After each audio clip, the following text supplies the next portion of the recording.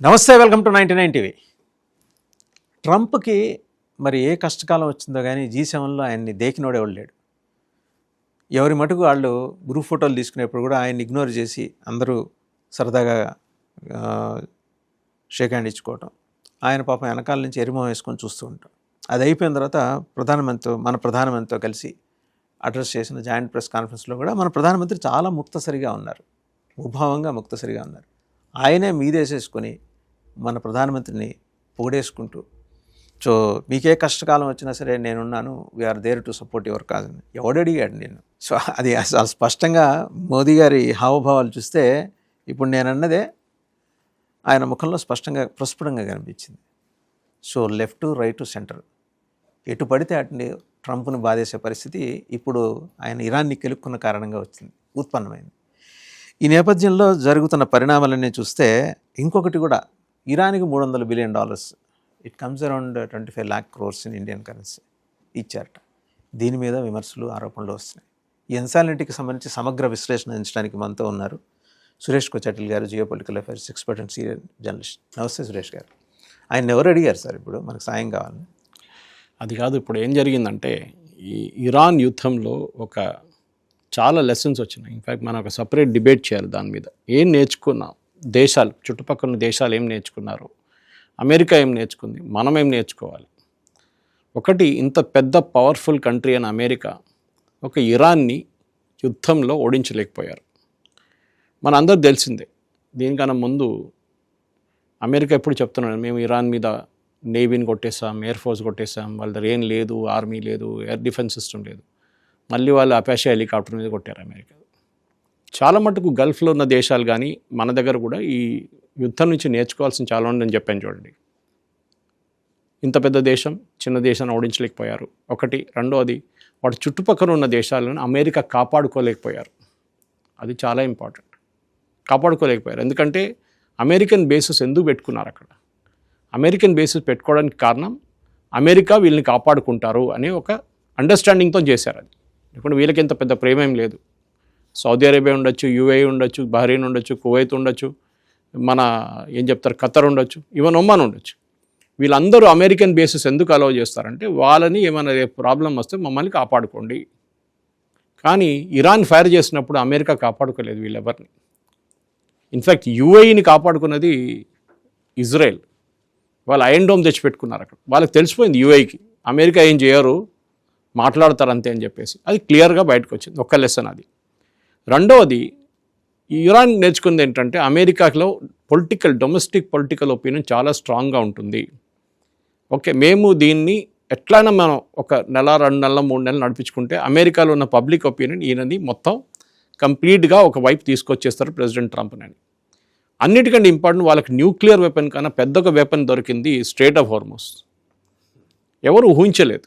Of course దీనికన్నా ముందు 2 సార్లు 1953లో, 1953లో, దాని తర్వాత Saddam Hussein and Iraq war నడిచినప్పుడు ఒక లిమిటెడ్ టైంకి ఈ స్ట్రెయిట్ ఆఫ్ హార్మజ్ క్లోజ్. అది కూడా కాదు, ఆ టైంలో ఇంత ఆయిల్ ఫ్లో లేదు. 53లో బ్రిటిష్ వాళ్ళు చేశారు. అది ఇంకో గొడవ ఉండే సపరేట్. కానీ ఈ స్ట్రెయిట్ ఆఫ్ హార్మజ్ బంద్ చేయడం అనేది అమెరికా ఎప్పుడు ఆలోచించారు, వాళ్ళ కళ్ళలో కూడా రాలేదు. అది రావాల్సి ఉండే. మీరు వార్ స్ట్రాటజీస్ పెట్టుకున్నప్పుడు అది రావాలి ఉండేది, రాలేదు. ఓకే, ఇది ప్రాబ్లం అన్నమాట. ఇది మనం అర్థం చేసుకోవాలి. అర్థం చేసుకోకుండా వాళ్ళు ఏం చేశారు, ఓకే మేము కొట్టేస్తే అయిపోతుంది అనుకున్నారు. కాలేదు. ఇరాన్ వాళ్ళు ఎట్లనో మేనేజ్ చేసుకున్నారు. 110 రోజులు ఇప్పుడు మేనేజ్ చేసుకున్నారు. దాంతో అమెరికా దిగొచ్చారు కిందకి. అమెరికా మీద ఉన్న ప్రెషరు చుట్టుపక్కల ఉన్న గల్ఫ్ దేశాల నుంచి వచ్చింది ఎక్కువ. ఆఫ్కోర్స్ ఇంటర్నేషనల్ మార్కెట్లో ఆయిల్ ప్రైసెస్ పెరిగింది, $100 దాకా వెళ్ళింది. దాంతో ప్రతి దేశం మీద ఇంక్లూడింగ్ మనకు కూడా ప్రాబ్లం వచ్చింది. పెట్రోల్ ప్రైస్ పెరిగింది, డీజిల్ పెరిగింది, ఎల్పిజి పెరిగింది, సిఎన్జి అన్ని పైకి వెళ్ళింది. ఇప్పుడు మళ్ళీ తిరిగి 76కి వస్తుంది. ప్రెసిడెంట్ ట్రంప్ ఫస్ట్ థింగ్ ఏమంటే ఎట్లయినా దీన్ని రేట్లు తగ్గించాలా. ఆయన కూడా ఎలక్షన్ ఒకటి వస్తుంది నవంబర్లో. అమెరికాలో $4 అయిపోయింది, ఇన్ఫ్లేషన్ 4% కన్నా ఎక్కువ అయిపోయింది. ఎట్లయినా దీన్ని రేటు తగ్గించాలి. So the first priority strait of Hormuz open చేయడం. దానికోసం ఇరాన్ దగ్గర అడిగారు, ఏం కావాలి చెప్పండి. వాళ్ళు అన్నారు, మీ అటువైపు నుంచి మీ బ్లాకేజ్ తీసేసేయండి, తర్వాత మీతో మాట్లాడదాం. కాదు నేను మళ్ళీ మా దేశంకి వెళ్ళి చెప్పాలి కదా, ఏమైనా దొరికిందా అని అడుగుతారు మా వాళ్ళు. తో ఇప్పుడు నేను చదువుకుంటున్నాను, మీరు మాట్లాడే ముందు మనం ఒక రిపోర్ట్ చదువుతున్నాను. యాక్చువల్లీ నెగోషియేట్ చేసిన ఖత్తర్ నెగోషియేట్ చేశారు, ఇది పాకిస్తాన్ కాదు, టర్కీ కాదు. ప్రెసిడెంట్ ట్రంప్ ఏం చెప్పారంటే వీళ్ళని బ్యాలెన్స్ చేయడానికి టర్కీ పేరు తీసుకున్నారు, పాకిస్తాన్ పేరు తీసుకున్నారు. లాస్ట్ 17 గంటలు ఒక రోజు ముందు, అంటే ఈ నెగోషియేషన్ అనౌన్స్ చేసిన ఒక రోజు ముందు, అంటే ఒక వారం ముందు, ఖత్తర్ నుంచి 17 గంటలు వాళ్ళ ఫారెన్ మినిస్ట్రీ టీం అక్కడ ఉన్నారంట గల్ఫ్లో, ఇది ఇరాన్లో ఉండి మాట్లాడి లాస్ట్లో ఒప్పందం చేశారంట. ఇది okay, these are the 14 points అని చెప్పి 1.5 పేజెస్ ఉంది అంతే. ఇప్పుడు అమెరికాలో ప్రాబ్లం ఏమొచ్చిందంటే వాసుదేవన్ గారు, ఇప్పుడు అందరు అడుగుతున్న ప్రశ్న ఏంటి, ఎందుకు వెళ్ళారు యుద్ధానికి, దానికి ఒక ఆన్సర్ లేదు. మీరు సరెండర్ చేయాలి ఇరాన్ అని చెప్పి ఒక స్టేట్మెంట్ ఇచ్చారు 3వ రోజు, గుర్తుందా అని అడుగుతున్నారు ఛానల్లో. ఆ వీడియో కూడా ప్లే చేస్తున్నారు. Uncle I want to surrender అని ఇరాన్ చెప్తారని ట్రంప్ పెద్ద బోస్ట్ చేశాడు. ఇప్పుడు మొన్న అడిగారు, నిన్న ఐ థింక్ G7 అని అడిగారు, సరెండర్ ఏమైందంటే నేను చెప్పానా, నేనేం చెప్పలేదే అన్నారు. ఆలోచించండి. రెజీమ్ చేంజ్ అన్నా, నేను ఎక్కడ చెప్పలేదు రెజీమ్ చేంజ్ గురించి అసలు. ఇప్పుడు మళ్ళీ వాళ్ళు రేపు నవంబర్లో అవుతుంది. వీడియో ప్లే చేశారు మళ్ళీ ఛానల్ వాళ్ళు, ఇది ఇది ఇది ఇది అని చెప్పి ప్రతి దాన్ని కాంట్రడిక్ట్ చేస్తున్నారు ఆయన. ఒకటే దాని మీద ఉన్నారు, యురేనియం, విత్ అన్ని కాంట్రడిక్షన్. హెజ్బుల్లా, హూతీ అండ్ హమాస్ని సపోర్ట్ చేయకూడదని చెప్పి ఇనీషియల్ దాంట్లో ఉండే, ఓకే, డిమాండ్ ఉండే, మీరు ప్రాక్సీస్ని సపోర్ట్ చేయకూడదు, వాళ్ళకి ఏం ఆయుధాలు వేయకూడదు, డబ్బులు వేయకూడదు. దాని గురించి 14 పాయింట్ MOUలో ఎక్కడ లేదు, ఒక మాట కూడా లేదు. అప్పుడు ఇజ్రాయెల్ ఎందుకు అంగీకరిస్తారండి? ఇజ్రాయెల్ అంటారు మమ్మల్ని ఇడిసేశారా, మమ్మల్ని రోడ్డు మీద పడేశారా మీరు, మేము పోరాడుతుంది దానికోసం, మా మీద వీళ్ళు దాడి చేస్తారు ముగ్గురు. ఇజ్రాయెల్ ఆ అకార్డ్లో పార్ట్ అవ్వాలంటే ఖచ్చితంగా ఆ కండిషన్ ఉండాలి. డెఫినెట్గా లేదు.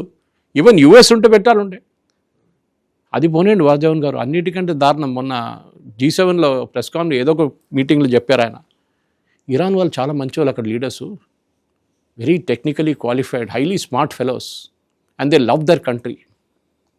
ఏది యుద్ధం మొదలైనప్పుడు టెర్రరిస్ట్ లీడర్స్ వీళ్ళని మొత్తం ఖతం చేయాలి, వీళ్ళు రెజ్యూమ్ తీసేసేయాలి, సివిలైజేషన్ని ఖతం చేసేసేయాలి అని చెప్పిన మనిషి ఇప్పుడు అంటున్నాడు. అప్పుడు ఇరానియన్ ప్రజలు ఏమంటారండి? ఇప్పుడు ప్రెసిడెంట్ ట్రంప్ గారు, మీరే మమ్మల్ని అన్నారు రోడ్డు మీదకి వచ్చి డెమాన్స్ట్రేషన్ చేయండి, ఈ రెజ్యూమ్ని మార్చేద్దాం, ఓకే, ఈ అయతోల్లాలు, ఈ గిమేనీలు ఎవరు ఉండకూడదు, IRGC ఉండకూడదు, మీరు రండి, నేను సపోర్ట్ చేస్తాను మిమ్మల్ని అని చెప్పిన మనిషి, help is on the way అని చెప్పిన మనిషి ఇప్పుడు అంటున్నాడు ఇరానియన్ రెజ్యూమ్ చాలా మంచి రెజ్యూమ్, వాళ్ళతో మీరు సంబంధాలు మనం మెయింటైన్ చేసుకోవాలి.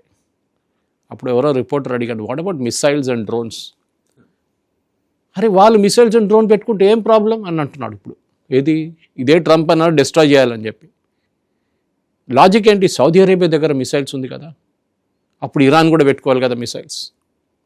అప్పుడు రేపు వీళ్ళు అంటారు US దగ్గర యురేనియం ఉంది కదా, మేము కూడా పెట్టుకోవచ్చు, అదే లాజిక్ పెట్టుకోవచ్చు కదా.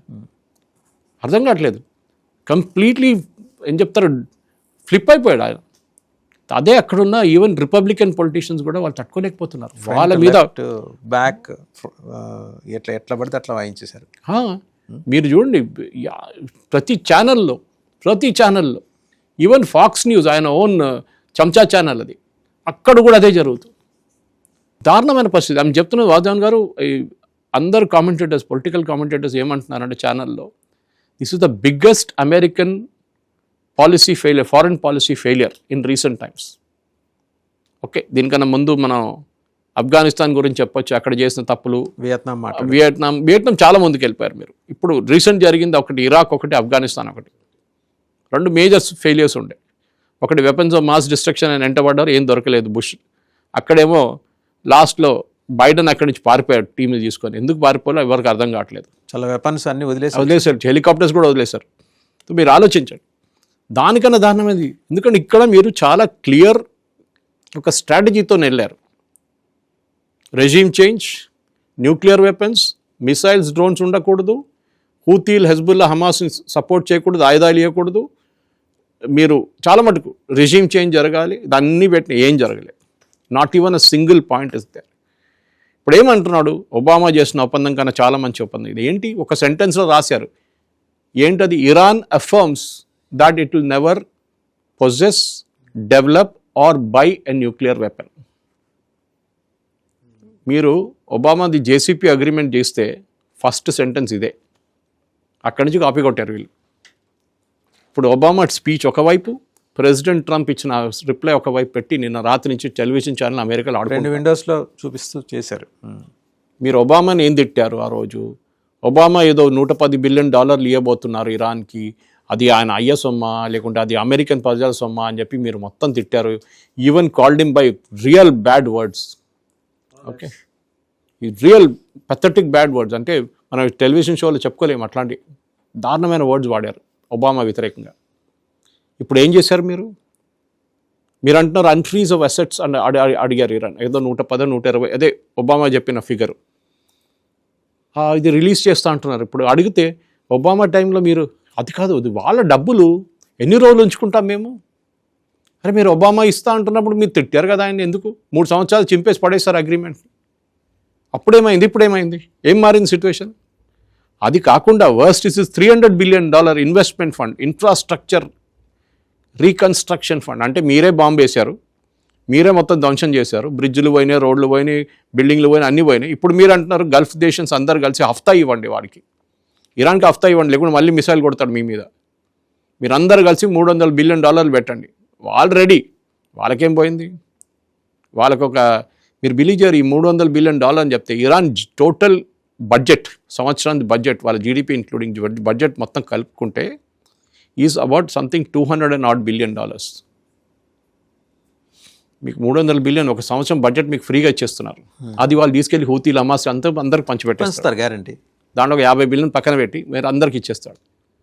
అప్పుడు అడిగితే నాకేం తెలియదు, నేనేం చెప్పలేదు, ఎవడో ఇస్తున్నాడు, నేనేం చేయాలి? అరే మీరు పెట్టండి ఆ ప్రెషర్, నోబడీ విల్ ఇన్వెస్ట్. మీరే కదా శాంక్షన్ పెట్టారు ఇరాన్ మీద, దట్ ఇరాన్ దగ్గర రాయిల్ కొనకూడదు, ఇరాన్ దగ్గర మన దగ్గర చాబార్ ఫోర్ట్ మనం చెప్పినప్పుడు చాబార్ ఫోర్ట్ చేయకూడదు, ఇరాన్ దగ్గర ఏం చెప్తారు ఏం కొనకూడదు, ఆయిల్ పోనీయండి, మీకు ఏ ట్రేడ్ కూడా చేయవద్దు ఇరాన్తో. మనం బియ్యం ఇచ్చాం వాళ్ళకి, అప్పుడు కూడా మళ్ళీ రెస్ట్రిక్షన్ పెట్టాడు మన మీద, ఫైన్ వేసాడు. అరే ఇప్పుడేమైంది? మీ దానికి వచ్చినప్పుడు మీకు ప్రాబ్లం లేదు, మిగతా వాళ్ళు చేయకూడదు. సో ప్రెసిడెంట్ ట్రంప్ ఆయన బిగ్గెస్ట్ ఫారిన్ పాలసీ ఫెయిలియర్ ఇది. ఫారిన్ పాలసీలో ఆయన ఇప్పుడు దాకా అమెరికా చూడలేదు ఇట్లాంటి ఫెయిలియర్. ఇప్పుడు అందరు కలిసి దాని మీద నడుస్తుంది, గేమ్ నడుస్తుంది. వాసుదేవన్ గారు చూడండి, ఇప్పుడు జరగబోయేది నెక్స్ట్ ఈ ఎలక్షన్ పక్కన పెట్టండి, అది ఎట్లయినా ఓడిపోతారు mid term polls. Next presidential poll పాపం జేడీ వ్యాన్స్ దానికోసం చూడండి ఆయన పంపిస్తున్నాడు సంతకం చేయడానికి. మళ్ళీ ఇక్కడ కూర్చో ఫ్రాన్స్లో మీరు ఏం సంతకం పెట్టారు? మళ్ళీ ఫ్రాన్స్లో ఫస్ట్ డే ఒక సంతకం పెట్టారు, ఇప్పుడు నిన్న ఇంకో సంతకం పెట్టారు. అర్థం కాదు, మీరు మళ్ళీ అంటారు వ్యాన్స్ అక్కడే సంతకం పెట్టి, ఒకటే కాగితం ఇది, ఒకటే కాగితం మీద మూడు సార్లు సంతకం పెడతారు ఎవరైనా? ఇది ప్రాబ్లం ఏంటంటే ఈయన వ్యాన్స్ ఎందుకు పంపిస్తున్నాడు? రేపు ఏమైనా అయితే వ్యాన్స్ తల మీద వేసేస్తాడు. నాకేం తెలియదు, వ్యాన్స్ సంతకం పెట్టాడు, ఆయన చూడాలి ఉండే కదా ముందే, ఎందుకు చూడలేదు?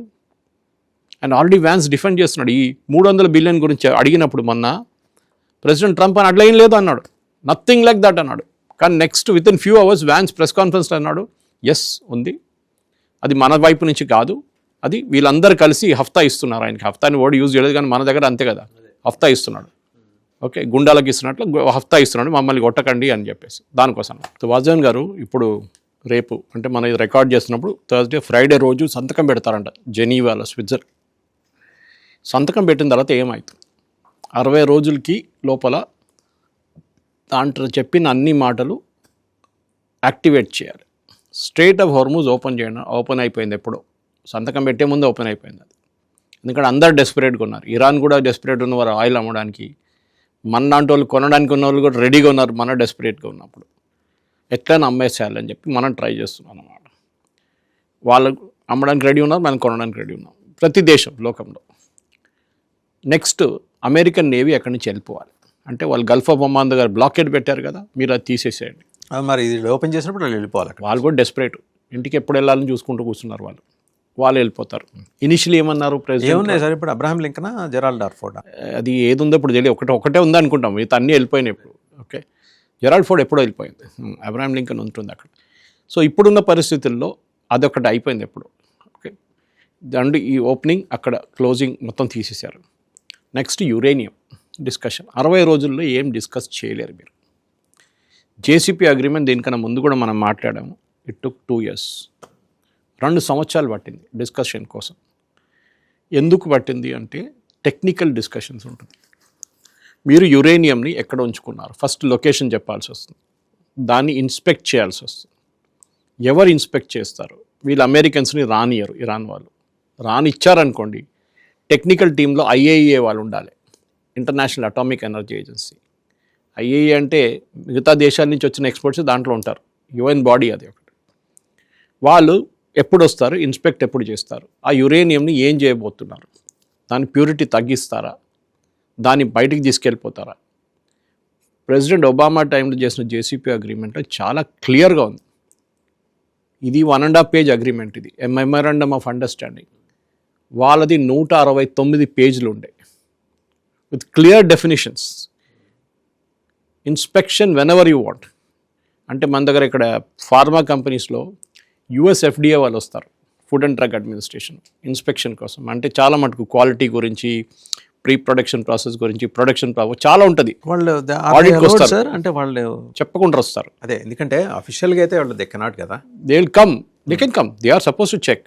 అక్కడికి వెళ్తుంది కదా ప్రోడక్ట్స్ అని, చాలా మటుకు మన దగ్గర నుంచి వెళ్ళే ప్రోడక్ట్స్ అక్కడికి వెళ్తుంది, యూఎస్కి వెళ్తుంది. యూరోప్ ఫార్మా అంటే మన డ్రగ్స్ క్వాలిటీ అంతా వాళ్ళు ఒకసారి US FDA అప్రూవ్ చేస్తే మన దగ్గర కూడా ఉంది అనుకోండి. కానీ US FDA like a chop, ఒక క్వాలిటీ స్టాంప్, ఎవరైనా అంగీకరిస్తారు లోకంలో. That's an advantage. Meticulous examination అన్నీ. సో వాళ్ళ టీం ఎట్లా అంటే వాళ్ళు చెప్పకుండా వచ్చేస్తారు ఒకరోజు. సడన్గా చూస్తే మీ గేట్ కార్డు ఉంటారు వాళ్ళు, అప్పుడు మీరు ఏం చేయలేరు. మీ దగ్గర ఒక 2 రోజులు 3 రోజులు ముందు చెప్పొస్తే మీరు అంతా సాఫ్ చేసి, మన దగ్గర మెడికల్ కాలేజెస్ ఉంటాయి చూడండి, ఇక్కడ కొన్ని ప్రైవేట్ మెడికల్ కాలేజెస్ ఉంటాయి, పేషెంట్స్ ఉండరు వాళ్ళకి. ఇవాళ వస్తున్నారు అని చెప్పంగానే నేషనల్ మెడికల్ కౌన్సిల్ వాళ్ళు పక్కన ఊరు నుంచి బస్సు పెట్టేసి అందరిని తీసుకొచ్చి పడుకోబెడతారు. వీడికి కడుపు నొప్పి, వాడికి తలనొప్పి, వాడికి ఇంకేదో నొప్పి అని చెప్పేసి.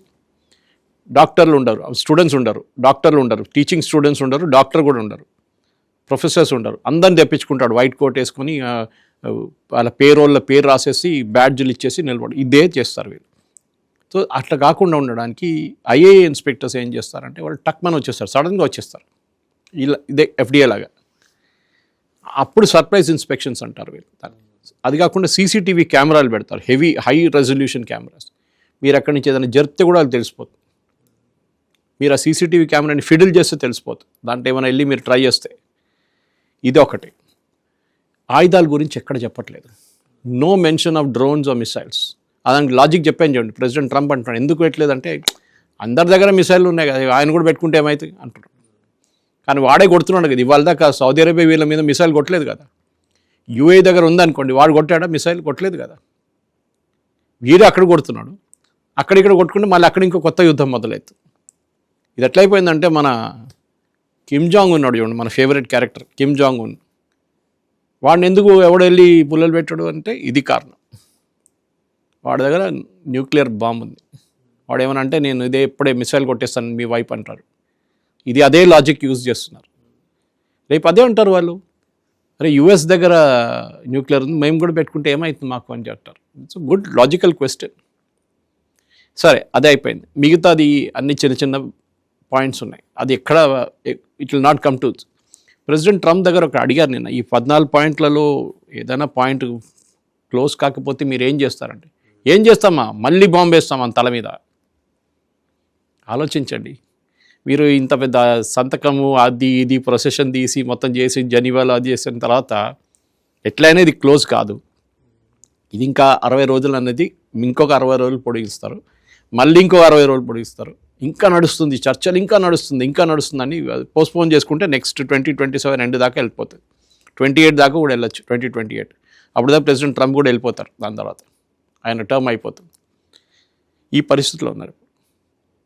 ఇప్పుడు మనం అమెరికాలో ఉన్న ప్రెసిడెంట్ ట్రంప్ మీద ఉన్న ప్రెషర్, ఆయన ఇప్పుడు ఇక్కడి నుంచి అక్కడికి వెళ్ళినప్పుడు ఆయన తెలుస్తుంది. ఆల్రెడీ తెలిసి ఉంటుంది, అలా పార్టీ వాళ్ళు చెప్పుంటారు, మొత్తం ఇక్కడ మటాష్ అయిపోయింది, మొత్తం మీరు ఇక్కడ రాకండి, ఎక్కడైనా కొంచెం రోజులు తిరిగి మళ్ళీ ఇక్కడ మెల్లగా రండి, ఇక్కడ రాగానే టెలివిజన్ వాళ్ళు అందరూ కలిసి పట్టుకుంటారు మిమ్మల్ని. ఒబామా డీల్కి మీ డీల్కి డిఫరెన్స్ ఏంటి చెప్పండి, ఇంతే, ఇంకేం చెప్పక్కర్లేదు. కానీ G7లో మాత్రం మీడియా భలే ఆడుకున్నదండి. అదే. సో మీ ద్వారా ఇదే అడగబోతున్నారు. $300 బిలియన్ ఇచ్చినప్పుడు మీరెందుకు అబ్జెక్ట్ చేయట్లేదు? మీరెందుకు ఫ్రీజ్ చేసిన అసెట్స్ రిలీజ్ చేద్దామంటే ఒబామా చేసినప్పుడు మీరు ఇంత పెద్ద ఇష్యూ చేశారు, పంచాయతీ పెట్టాడు. అప్పుడు ఆయన SOB వర్డ్ యూజ్ చేశారు ఒబామా గురించి. ఆలోచించండి, ఎక్స్ ప్రెసిడెంట్ గురించి మన ప్రేక్షకులకు అర్థమైపోతుంది SOB అంటే ఏంటనేది. ఆ వర్డ్ యూజ్ చేశారు. మీకు ఎంత కోపం ఉన్నా కానీ ఒక ప్రెసిడెంట్ మీద ఎక్స్ ప్రెసిడెంట్ మీద మీరు అట్లాంటి పదాలు వాడకూడదు. అది కూడా ఓపెన్ మీడియా దాంట్లో. ప్రెసిడెంట్ అనే కాదు సార్, ఎవరి మీద ఎందుకు వాడాలి అతను? ఇది ఉన్న పరిస్థితి. ఇప్పుడు ప్రెసిడెంట్ ట్రంప్ని చూడండి, మొత్తం డీప్ ఫ్రై చేస్తారు అమెరికాలో. ఆయన వెళ్ళంగానే మొత్తం డీప్ ఫ్రై చేసి తీస్తారు బయటికి. ఆయన అబద్ధాలు చెప్పడంలో ఛాంపియన్, మనకు తెలిసింది. ఇప్పుడు చూడండి, అడిగారు కదా మీరు రిజిమ్ చేంజ్ అన్నారు అంటే నేను చెప్పనే లేదు అంటున్నాడు. వీడియోలు ఉన్నాయి. ఐ వాంట్ టు సరెండర్ అన్నాడు. అది ఏమైంది? ఆ వీడియో కూడా అక్కడ ఉంది కదా.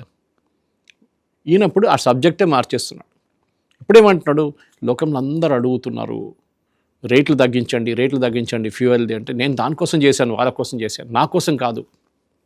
ఆయన దగ్గర అడిగారు, మీ దేశంలో ప్రజలు కష్టపడుతున్నారు, అన్ని దేశాలు కష్టపడుతున్నారు, మీ దగ్గర కూడా కష్టపడుతున్నారు కదా, they are suffering now because fuel prices పెరిగింది, ఇన్ఫ్లేషన్ పెరిగింది, సూపర్ మార్కెట్లో వెళ్తే గ్రాసరీస్ పెరిగింది. అప్పుడు మీరేమనుకుంటారంటే, స్టాక్ మార్కెట్ చూడండి, stock market is shooting up like that.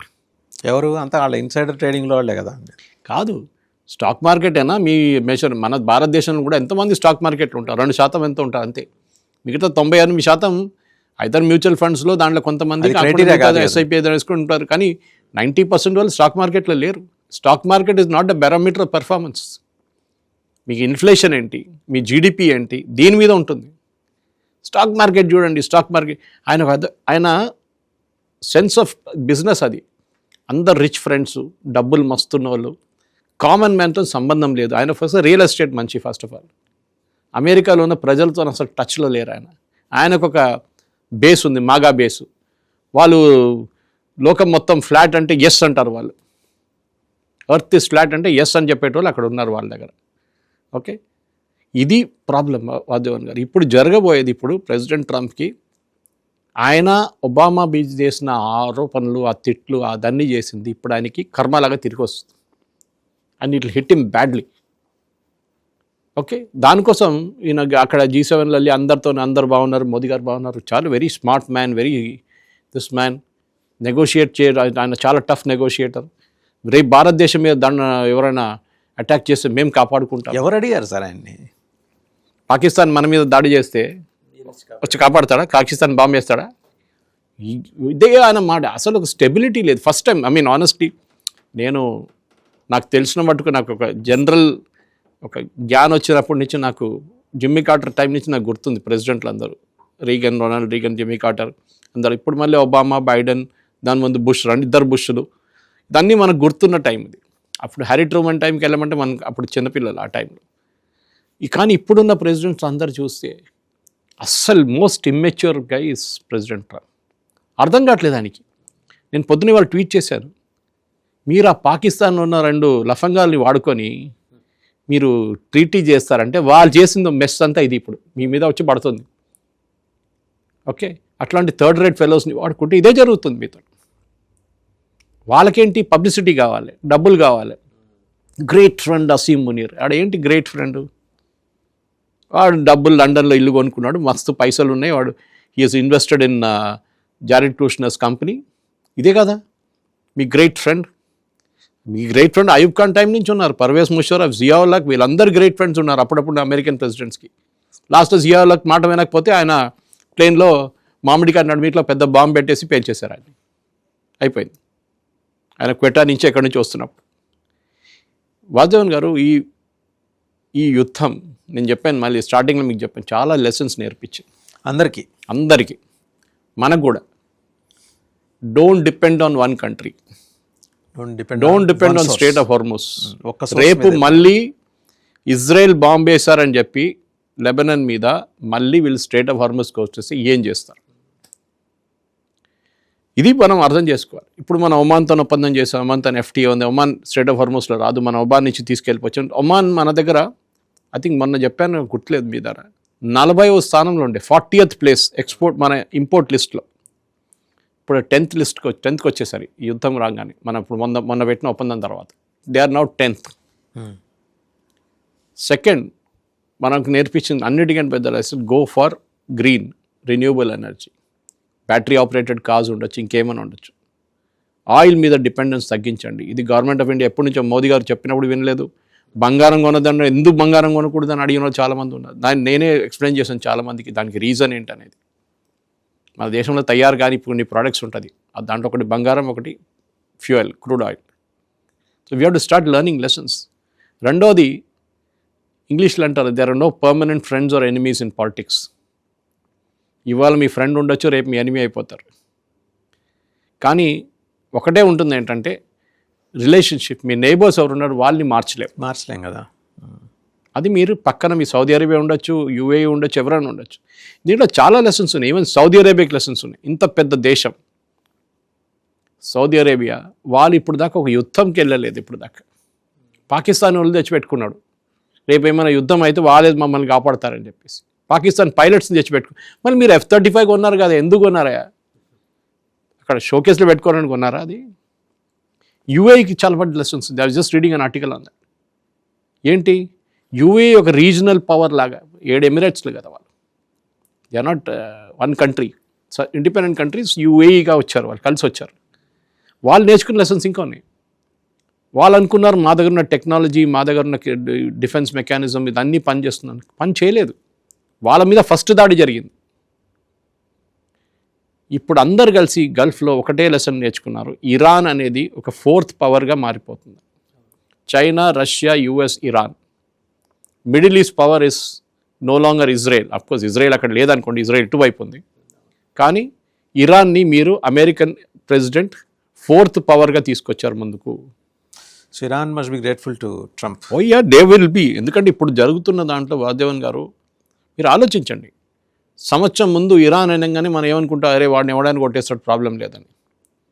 ఇప్పుడు ఇరాన్ చూడండి, ఇప్పుడు అంటున్నారు, ఇప్పుడు మీరు నాకు 300 బిలియన్ ఇస్తే నేను ఆడుకుంటాను, పండుగ చేసుకుంటాను, నేను ఉన్న మిసైల్ అన్నీ కొనుక్కుంటాను, లోకంలో టెక్నాలజీ అన్నీ కొనుక్కుంటాను. This is what is going to happen. ఆలోచించండి, ఆయిల్ వీళ్ళు ఇక్కడ ఓపెన్ అనగానే ప్రెసిడెంట్ ట్రంప్ అక్కడ షిప్లు వచ్చేసినాయి బయటికి. ఎందుకంటే వాడి రూట్ నుంచి వస్తుంది కదా, వాడు షిప్ మీద వాడు దాడి చేయడు కదా, వాడు ముందు చెప్పించుకుని 6 షిప్లు వచ్చేసినాయి బయటికి. యూఎస్వి అంటే చైనా షిప్ బయటకు వచ్చేస్తుంది ఆయిల్ తీసుకొని, చైనాకి వెళ్తుంది అదన్నీ. ఇది వాసుదేవన్ గారు మనం నేర్చుకోవాలి. ఒకటి, మన గ్రేట్ నికోబార్ ప్రాజెక్ట్ దీంట్లో మనకు చాలా పెద్ద ఒక లెసన్ నేర్పిస్తుంది. బికాస్ గ్రేట్ నికోబార్ పక్కన 6 డిగ్రీ ఛానల్ ఉంది, దాని పక్కనే మలకా స్ట్రైట్ స్టార్ట్ అవుతుంది. స్ట్రైట్ ఆఫ్ హార్మోస్ నుంచి 20% వరల్డ్లో క్రూడ్ ఆయిల్, ఫర్టిలైజర్ అన్నీ బయటకు వస్తున్నప్పుడు దానికన్నా చాలా క్రూషియల్ మలకా స్ట్రైట్స్, ఎస్పెషలీ చైనాకి. దానికోసం చైనా ఇంత పెద్ద గొడవ చేస్తున్నారు. మన గ్రేట్ మనం అక్కడ టోల్ గేట్ పెట్టచ్చు. టోల్ గేట్ అంటే 2 షిప్లు పెట్టేస్తే బ్లాక్ అయిపోతుంది. అది భయపడి చైనా వీళ్ళు రాహుల్ గాంధీని వాడుకుంటున్నారు, అక్కడ పెట్టకూడదు, అది ఎన్వైరన్మెంటల్ కన్సర్న్, అది ఇది అని చెప్పేసి. చేయాలి అది. Great Nicobar project should be done. ఎందుకంటే మనకు కూడా తెలియదు ఇప్పుడు ఎట్లా ఇరాన్ ఆడుకున్నారో వీళ్ళతోని. ఇంకో దాంట్లో కూడా పాయింట్ ఉంది. ఇప్పుడు టోల్ అంటున్నాడు ప్రెసిడెంట్, నో టోల్ అన్నారు, అగ్రిమెంట్లో ఉంది. సర్వీస్ ఛార్జ్ అంటారు. అక్కడ బొస్ఫరస్లో టర్కీ కలెక్ట్ చేస్తున్నారు, ఒక ఛానల్ ఉంది అక్కడ. సూయజ్ కెనాల్లో ఈజిప్ట్ కలెక్ట్ చేస్తున్నారు, పనామా కెనాల్లో పనామా కలెక్ట్ చేసుకుంటున్నారు. మన Panama canal, Egypt, Suez canal మనం అర్థం చేసుకోవచ్చు, because it's a technology channel. అక్కడ చాలా పనులు ఉన్నాయి, ఒక షిప్ వెళ్ళడం కాదు. సీజ్, 2 సీజ్కి డిఫరెంట్ హైట్ ఉంటుంది సూయజ్ కెనాల్లో. నీళ్ళు నింపి ఈ సీజ్ కిందకి తీసుకొచ్చి మళ్ళీ దాన్ని బయటికి పంపించే ఇష్యూ. అది మ్యాన్ మేడ్ కదండి. So man made, so huge logistical challenge ప్రతిరోజు. సో దాన్ని ఛార్జ్ చేయడంలో తప్పేం లేదు, ఎందుకంటే ఎంతోమంది ఎంప్లాయీస్ పనిచేస్తారు. ఎంతో natural formation. This is Gulf of Oman and ఇక్కడ ఇటువైపు స్ట్రైట్ ఆఫ్ హార్మోస్ ఉన్నప్పుడు అది ఒక ఇంటర్నేషనల్ వాటర్వే. అది okay. Law of the seize అనే ఒక లా ఉంది యునైటెడ్ నేషన్స్లో, మనం కూడా సంతకం పెట్టాం దాంట్లో. అది పోతున్న నీళ్ళల్లో రేపటి నుంచి అంటారు, నేలేదు ఈ నీళ్ళు నేను అక్కడ ఆపేస్తాను, ఈ నీళ్ళంతా నాది, మీ షిప్లో వెళ్ళకూడదు అంటే ఏం చేస్తారు? Law of the seas. అప్పుడు ఇరాన్ అంటారు మేము పాటించాం, మేము ఒమాన్తో మాట్లాడుకున్నాం, ఒమాన్ ఏం చెప్పట్లేదు. ప్రెసిడెంట్ ట్రంప్ ఏమంటూ వితౌట్ రీటోల్ ఇట్ విల్ గో అవుట్ అంట. మొత్తం మెస్ చేసి పడేశారు. యుద్ధం ఎందుకు మొదలైంది, యుద్ధం ఎందుకు ఎండ్ చేశారు, ఏ క్లారిటీ లేదు. అండ్ ఇంకోటి, మన ప్రైమ్ మినిస్టర్ కూడా చెప్పారు కదా సార్, సీ ఫేరర్స్ సెక్యూరిటీ గురించి ఆయన చాలా గట్టిగా చెప్పారు అక్కడ. సార్ ఇది దాంట్లో మన తప్పు కూడా ఉంది, మన తప్పని కాదు.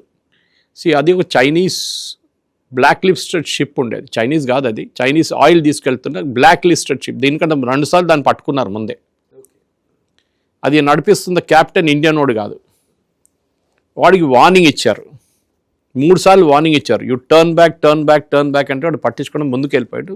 వీళ్ళు మిసైల్ ఫైర్ చేశారు. బ్యాడ్ లక్, మన వాళ్ళు దాంట్లో ఉన్నారు. అది రేపు ఫిలిప్పీన్స్ వాడు ఉండొచ్చు, బంగ్లాదేశ్ వాడు ఉండొచ్చు, ఎవడన్నా ఉండొచ్చు, కానీ మోస్ట్ ఆఫ్ ద సీఫేరింగ్ ఇండియన్స్ అనమాట. అది మీరు మొన్న ఇప్పుడు బ్రిటన్లో ఒకటి అరెస్ట్ చేశారు, క్యాప్టెన్ అరెస్ట్ చేశారు, వాడు ఇండియన్ నాడు, ఏంటి రష్యన్ ఆయిల్ తీసుకెళ్తున్నాడు, వాడిని పట్టుకున్నారు. ఇప్పుడు అడగండి వాని తప్ప ఏంటని చెప్పండి. వాడు కూడా తెలుసు, వాడు చేస్తున్న పని తప్పని తెలుసు. ఏదో ఒక కంట్రీ ఫ్లాగ్ పెట్టుకుంటాడు, ఆ కంట్రీ పేరు కూడా తెలియదు మీకు ఎక్కడ ఉందనేది. తీసుకెళ్తున్నాడు ఆయిల్, రష్యన్ ఆయిల్ పట్టుకున్నారు వాళ్ళు. ఇప్పుడు వాని కోర్టులో తీసుకెళ్లారు. ఓకే, మా ఇడిపించుకోవడానికి పని మోదీ దగ్గర వచ్చి ఏడుస్తారు ఇప్పుడు అందరు కలిసి. సరే మోదీ గారు ప్లీజ్ వాడు చేస్తున్నప్పుడు తెలియదా తప్పు చేస్తున్నాడని? మన గవర్నమెంట్ ముందే వార్నింగ్ ఇచ్చారు సీఫేరర్స్కి, మీరు అరేబియన్ ఆ రీజన్లో మీరు వెళ్ళకండి, don't go there till the situation is solved. మిగతా చాలా చోట్ల ఉంది అక్కడ కాదు, అక్కడికే వెళ్ళారు. Of course it's a tragedy, దాంట్లో నో డౌట్ లేదు. కానీ మార్కో రూబియో చాలా క్లియర్గా చెప్పారు, నో సింపతి, అది ఇల్లీగల్ యాక్టివిటీ, అది ఇల్లీగల్ యాక్టివిటీ మేము అడ్డుకున్నాం, దాంట్లో తప్పుందా అని అడిగారు. కరెక్ట్, వాళ్ళ వైపు నుంచి same rule will be applicable to Matthew Vandeck కేసులో కూడా అదే కదా. వాడు వచ్చి గోర్ వచ్చి మళ్ళీ ఈయన బెతులు ఆడుకోవటం అజిత్ దోవల్ని. ప్రాబ్లమ్ ఇస్ సింపుల్ వాసుదేవన్ గారు. ఇప్పుడు మొన్న ఒక మిసైల్ వచ్చి ఒక షిప్ని కొట్టింది గల్ఫ్లో, అదే ఏరియాలో కొంచెం బయటికి, గల్ఫ్ ఆఫ్ ఒమాన్ దగ్గర. ఇండియన్ నేవీని పిలిపించారు యుఎస్. అరే ఒక మిసైల్ కొట్టిందంటే ఆ షిప్ లోపల పడింది, మిసైల్ ఎక్స్ప్లోడ్ కాలేదు. మన వాళ్ళు వెళ్ళారు, ఇండియన్ నేవీ ఎక్స్పర్ట్స్ వెళ్ళి దాన్ని ఆ మిసైల్ మొత్తం, అది ఏ మిసైల్ అని అర్థం కావట్లేదు, అది ఎవరు కొట్టారో, ఇరాన్ కొట్టారో యూఎస్ కొట్టారో అర్థం కావట్లేదు. షిప్లో లక్కీలీ అది అన్లాడెన్ షిప్ ఉండే. ఓకే, అంటే దాంట్లో ఫ్యూయల్ ఏం లేదు, క్రూడ్ ఆయిల్ ఏం లేదు దాంట్లో. వీళ్ళు దాన్ని కంప్లీట్ తీసేసి చాలా కేర్ఫుల్గా జింజర్లీ తీసేసి వాళ్ళు షిప్లో పెట్టి ఇప్పుడు కొచ్చిన్కి తీసుకొచ్చారు ఇండియన్ నేవీ. ఇప్పుడు అదంతా తీసినప్పుడు తెలిసిపోతుంది మేడ్ ఇన్ ఎక్కడా అని కనిపిస్తుంది దాని మీద, ఎవరు కొట్టారు, ఇరాన్ కొట్టాడా యూఎస్ కొట్టారా అని చెప్పేసి. సో ఇండియన్ నేవీకి కూడా అక్కడ ఒక రోల్ ఉంది. దానికోసం ఇండో పెసిఫిక్ కమాండ్ అనేది నిన్నటి నుంచి అది పెసిఫిక్ కమాండ్ చేసేసారు, ఇండో తీసేశారు. ఎందుకు? ఇండియన్ ఓషన్ రీజన్ మనది. ఇప్పుడు వాళ్ళకి తెలిసిపోయింది ఇండియన్ ఓషన్ రీజన్లో మనం ప్రతి నెల 4 నేవీ షిప్స్ని రిలీజ్ చేస్తున్నాం ప్రొడక్షన్ నుంచి. ఎప్పుడు ఇంత స్పీడ్గా జరగలేదు. 4 అంటే ఒక సంవత్సరంలో మనకి 48 డెస్ట్రాయర్స్ లేకుంటే ఫ్రిగేట్స్ వస్తుంది మనకి ఇండియన్ నేవీకి. సో మనం డిప్లాయ్ చేస్తున్న కంప్లీట్ ఇండియన్ ఓషన్లో. ఇప్పుడు స్ట్రేట్ ఆఫ్ మలక్కా గురించి మాట్లాడాం, అటువైపు గ్రేట్ కవర్, ఇటు Indian ocean, Gulf of Oman దగ్గర నుంచి we have to dominate the Cs.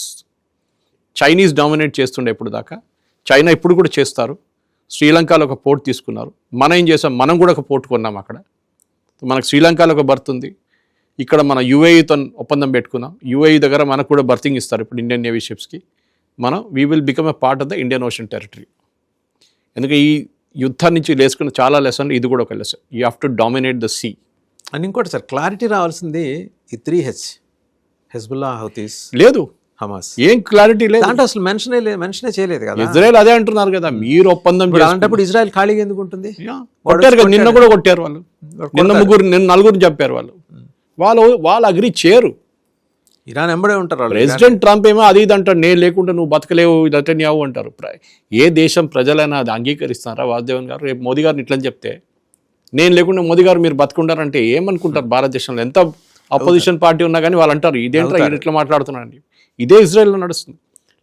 Last week president ట్రంప్కి ఇజ్రాయెల్లో 71% approval ఉండే. ఇజ్రాయెల్లో ప్రెసిడెంట్ ట్రంప్ని మాకు నచ్చుతుంది ఆయన మనిషి, వి లైక్ హిమ్ అని చెప్పేటోళ్ళు 71% ఉన్నారు. ఇవాళ నిన్న చూస్తే అది 36కి అయిపోయింది. President Trump lost his image. అక్కడ ఒకటి కాదు, everybody is laughing at him అంటున్నారు ఇప్పుడు. అదే స్టేట్మెంట్ ఆయన ప్రెసిడెంట్ ఒబామా వ్యతిరేకంగా చెప్పాడు. That SOB so-called President Obama signed this deal and Iran was laughing at him అన్నారు. ఇవాళ Iran is laughing at Trump. కర్మ అది తిరిగి వస్తుంది ఒకరోజు. పెద్ద టైం కూడా తీసుకోవట్లేదు, ఎంబడెంబడే వచ్చేస్తుంది. Is politically finished. ఆయన ఈ ఎలక్షన్ ఓడిపోతే నవంబర్లో ఓడిపోతారు, 100% ఓడిపోతారు. కానీ ఏంటంటే అక్కడ ఒక క్రౌడ్ ఉంది, 30% ఓట్లు వాళ్ళకు ఉన్నాయి, అది లేదని చెప్పాలి. ఇంకోటి ఏంటంటే ఇప్పుడున్న ప్రైమరీస్, యూఎస్లో జరుగుతున్న ప్రైమరీస్ అంటే వాళ్ళ క్యాండిడేట్ సెలెక్షన్ నడుస్తుంది. ఓకే, మనలా కాదు, అక్కడ క్యాండిడేట్ సెలెక్షన్ ఉంటుంది ప్రాసెస్ ఒక్కొక్క సీట్కి. క్యాండిడేట్ సెలక్షన్లో ప్రెసిడెంట్ ట్రంప్ రికమెండ్ చేసిన ఇప్పుడు దాకా 500 మంది ఎంతో 500 మంది సెలెక్ట్ అయ్యారు. ఇద్దరు ముగ్గురు ఓడిపోయారు అంతే, మిగతా అందరు సెలెక్ట్ అయ్యారు. అంటే ఆయన మనుషులు ఉన్నారు ఇప్పుడు క్యాండిడేట్గా. ఓటు వేస్తారు లేదు అది ఇంకో మాట. డెమోక్రటిక్ వాళ్ళ ప్రైమరీ నడుస్తుంది, ఈయనది రిపబ్లికన్ నడుస్తుంది. ఎవరు గెలుస్తారో మనకి నవంబర్లో తెలుస్తుంది, కానీ ఒక ఇండికేషన్ ఆల్రెడీ ఉంది. ఒకేలా suppose if is going to lose the battle, then will get impeached. చేస్తారా ఇంపీచ్మెంట్? అది చూడాలి. కొత్త హౌస్ ఫామ్ ఎట్లా అవుతుంది, సెనెట్లో ఎంతమంది ఉంటారు అందులో చూడాల్సి వస్తుంది. Okay. కాంగ్రెస్లో ఎంతమంది, house of representative, we have to see all that. చాలా కాంప్లికేటెడ్, నాట్ ఈజీ. లేకుండా ఆయన లేమ్ టెక్ ప్రెసిడెంట్ అయిపోతారు, ఏం చేయలేక అక్కడ చైర్లో కూర్చోవాల్సి వస్తుంది అంతే. నిద్రపోవాలి. ఇప్పుడు నిద్ర కాదు ఆయన మెయిన్ది. ప్రెస్ కాన్ఫరెన్స్ నడుస్తున్నాడు నిద్రపోతాడు, మీటింగ్ నడుస్తున్నాడు నిద్రపోతుంటాడు. ఏమనంటే ఆయన ఓకే పర్ఫెక్ట్లీ ఓకే అంటాడు.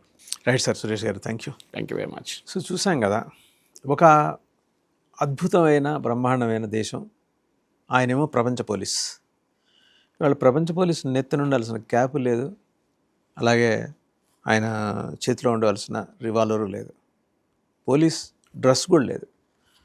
అక్కడ కనుక చూస్తే G7 సమ్మిట్ జరుగుతున్న చోట ప్రెస్ మీట్లో ఆయన మీడియా ఎలా ఆడుకుందో చూస్తే తెలిసిపోతుంది. లెఫ్ట్ రైట్ ఫ్రంట్ బ్యాక్, దేనికి సమాధానం లేదు, ఏ ఒక్క సమాధానం కూడా రిలవెన్స్ లేదు అడిగిన ప్రశ్నకి. ఆయన అంతకుముందు మాట్లాడిన ప్లే చేసి మరీ చూపిస్తుంది మీడియా. ఇండియాతో రిలేషన్స్ గురించి మాట్లాడుతూ ప్రధానమంత్రితో కూర్చొని మీకేం కష్టం వచ్చినా మేము వెనకాల మేము ఉన్నాం, మేము మా సాయం వస్తుంది, నిన్ను ఎవడు అడిగాడు అసలు? ఆ అవసరం భారత్కి రాదు. ఎంతసేపు ప్రధానమంత్రి మోదీని ప్లీజ్ చేసే కార్యక్రమం మొదలెట్టాడు. ఇవన్నీ పక్కన పెడితే చివరికి ఒబామా చేసిన అగ్రిమెంటే కరెక్ట్ అనే పద్ధతిలో కనిపిస్తుంది వాతావరణం. న్యూక్లియర్ దానికి సంబంధించి ఎలాంటి క్లారిటీ లేదు. అలాగే 3 Hలు, హెజ్బుల్లా, హౌతీస్, హమాస్. పొర్రపాటున ఇరాన్కి వెళ్ళే ఫండింగ్, ఈ $300 బిలియన్ ఫండింగ్ వెళ్ళటం మొదలైతే మళ్ళీ ఈ 3 ఉగ్రవాద సంస్థలు జీవం పోసుకుంటాయి. ప్రపంచానికి పెనుముప్పు, ప్రత్యేకించి ఇజ్రాయెల్కి. ఇజ్రాయెల్ ఊరుకోదు. ఇజ్రాయెల్ యుద్ధానికి సై అనే ఉంటుంది ఇరాన్ తోటి, ఎందుకంటే వాళ్ళు యుద్ధం చెబితే రేపు ఉండరు వాళ్ళు. సో ఇజ్రాయెల్లో కూడా అమెరికన్ ప్రెసిడెంట్ రేటింగ్ 71% నుంచి 36కి పడిపోయింది. సో ఇదొక భయానకమైన విషయం. రేపు పొద్దున ఆయన నవంబర్లో జరిగే ఎన్నికల్లో ఓటమి పాలైతే ఇంపీచ్ చేస్తారు, అభిశంసిస్తారు ఇస్తారు అమెరికన్ కాంగ్రెస్లో. బహుశా అతి భయంకరమైన వాస్తవాన్ని ప్రెసిడెంట్ ట్రంప్ చాలా దగ్గర నుంచి చూస్తున్నారు అనేది మనకు అర్థమవుతుంది. ఇది ఆల్రెడీ జూన్, మరో 5 నెలల్లో ఆయన ఈ భయంకరమైన చేదు అనుభవాన్ని ఎదురు చూడబోతున్నారు.